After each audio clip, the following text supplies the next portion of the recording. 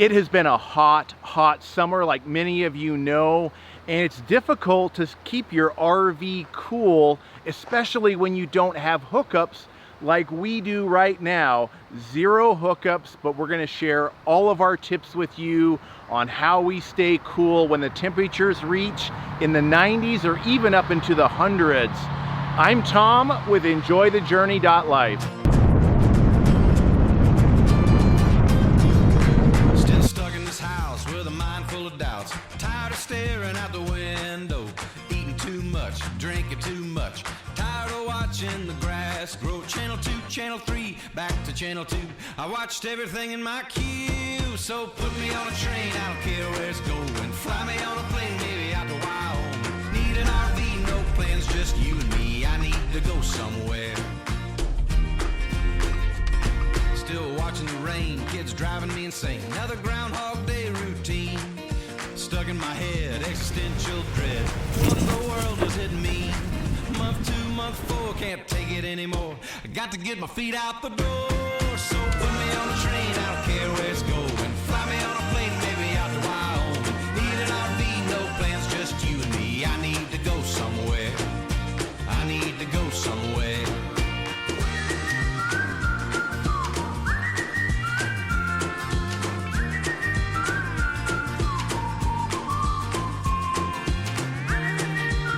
It's going to be near 100 degrees where we are today, and this isn't even one of the hottest areas in the United States. So these are all of our tips that we're going to share with you on how to stay cool in your RV. And if you have tips you'd like to share as well, please put them down below in the comments. Also, if you're brand new to our channel, hit that subscribe button. We share tips on RV living, our travel adventures, and our mistakes, so we invite you to join us on the road. And tip number 1 is to try to camp at a higher elevation. We're at about 5,500 feet right here, just outside of Red Lodge, Montana, and we're less than an hour away from Billings, Montana, which is at a much lower elevation, and we are at least 10 degrees cooler here. So again, tip number 1, camp at a higher elevation. And actually, Red Lodge, Montana is the coolest little town if you've never been through here. It's right before the Beartooth Pass, which is a really famous highway that I would say take an adventure on. Not your RV, but definitely check it out. And if you do go into Red Lodge, go to Bogart's and try the jalapeno mango margarita. That is a favorite of ours. And real quick, don't think you can get a spot like this outside of a busy tourist destination like Red Lodge, which is really close to one of the Yellowstone National Park entrances. Well, we're dispersed camping right now. First come, first serve. This spot is actually maintained by the Montana Fish, Wildlife and Parks Department. It's $18 per night, so it's not free, but it's not bad compared to the expensive KOA down the road. And you can stay for 7 days here. It's got several sites here that have a picnic table, a fire ring, although there's no campfires allowed right now, and it's pretty level. You can stay up to 7 days here, and I have not seen all of the sites full, and we are in the middle of the busy tourist season. And what I'll do is put the GPS location of this particular spot down below in case you want to check it out.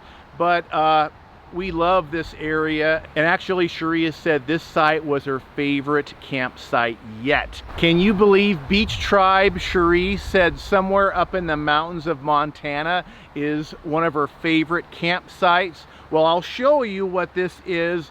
It's pretty cool. And our next tip is to park with some shade. Full shade all day if you can. The downside of that is it will affect your solar in a negative way, unless you have portable solar panels, which we don't have set up yet. What we have is partial shade right here from the morning sun, which is not the best situation. The sun sets over this way and it's wide open, so unfortunately we get all of the sun as it goes down on this side.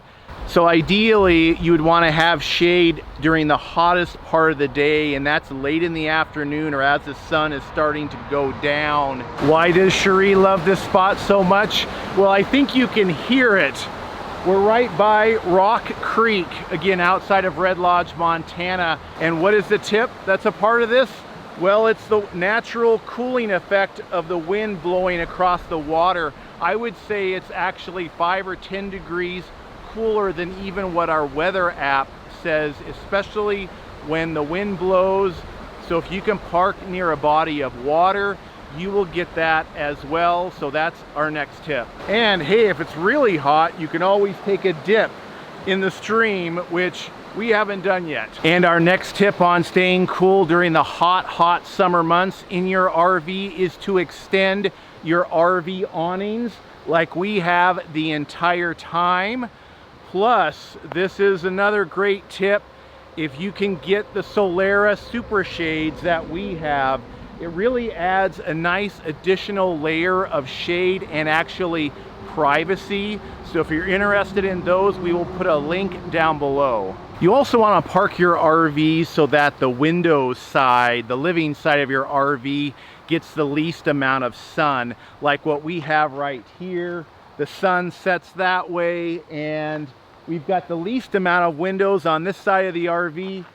Although you can see quite a few windows right there, that's the office or garage section of our Grand Design Momentum. So the office does get pretty hot in the day, and actually we'll share our tips on how to deal with that as well. Speaking of RV windows and how to handle those to keep your RV as cool as possible, this is what we do. Now, we do have solar and we do have a generator that we use together.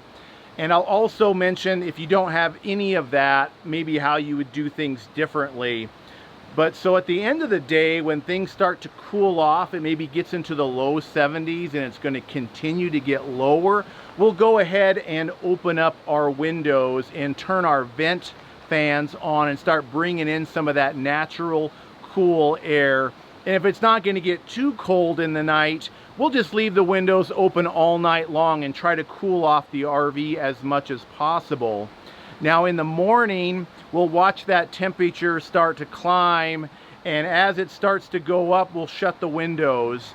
And another thing, we don't use heat unless we absolutely have to. Like, let's say it's getting low 60s or lower, which Cheri doesn't really like, but you don't want to add heat in the morning, even though it might be more comfortable for a couple of hours. If you add heat to your RV in the morning, it's going to make it that much harder to stay cool through the rest of the day. So bundle up a little bit as you have your morning coffee if you have to, but you want to hang on to all that coolness in the RV. Now, you also want to pull your shades, especially if you're getting direct sunlight into those particular windows. If you pull the shade, that'll help block some of that, or you might use some kind of insulated material. We don't do that, but I know there's a lot of different products like that that you can add in addition to pulling your window shade. So if you don't have any solar or any AC you can run with a generator or something like that, it's going to get hotter for you for sure. What we recommend is leave your windows open throughout the day, especially in the shade. Maybe not in the sun, but in the shade, leave your vent fans on to keep a breeze coming through. It may not really be cool, but you need to have some kind of air movement in your RV all day long. So that's what we would recommend if you have no access to any AC at all. So if you are able to run your AC like we are, this is what we do. We actually can't run more than one AC unit at a time on our solar setup. So what we do is we isolate the bedroom, we close the bedroom door, and we close the door to the garage or office area, and only use the main AC in the middle of the RV in the living area. That way we can kind of focus all of our cooling power into that one room. And even using AC, we have to manage it very carefully. We can't use it that long. So if we're trying to maintain a temperature of like 75 degrees, we will make sure that it doesn't run too long and it shuts off and gives the batteries and the solar a chance to recharge. Now, of course, if it can't keep up, we do have the Lippert One control, which has an automatic generator setting. So when the batteries get below 11 volts, that thing will kick on automatically and run for, we have it set for a half hour, but we could set it for a half hour all the way to several hours. So the generator helps the solar charge the batteries. We run the AC, and on these hottest days, I would say we've ran the generator maybe 2 to 4 hours a day, and we've been able to stay in the RV in the hottest parts of the day and still work and be relatively comfortable. And that is something we were not able to do before. So it's a pretty good setup. So highly recommend investing in solar if you can. All of our stuff is listed below if you want to check it out, or at least having a generator to run at least one AC unit. And the next tip is to use your RV refrigerator for more than just food. Cheri puts her expensive makeup in there that could get damaged to hotter temperatures if the bathroom gets hotter. And what I do is put my insulin in the refrigerator because I'm type 1 diabetic. The insulin can't get too hot. So anything sensitive like that you may have, make sure you put that in your refrigerator. Also, cook outside if you can. The grill is your friend. We're gonna be grilling steaks tonight, and that keeps that cooking heat outside. I've heard of some people taking their Instant Pot, their air fryer, a hot plate, whatever, stove, and doing all of that outside so that you don't have that extra heat inside your RV. And the next tip, if you just can't stand it, you cannot cool off your RV wherever you're parked, if you don't have hookups, you don't have AC, whatever the situation is, you can always leave for the day or part of the day. Go adventure, which is something that we do, or if it is a work day, you can maybe find a local Starbucks, coffee shop, cafe, somewhere that you can work, have internet access, and be inside air conditioning. Have you used any of these tips this year to stay cool in your RV? Let us know below. Again, share your tips on how to beat the heat this season. If you like the video, please give it a thumbs up and subscribe if you're brand new. But I tell you what, it's starting to heat up out here. I think it's time to go take a dip. But remember, enjoy your journey. Bye, guys.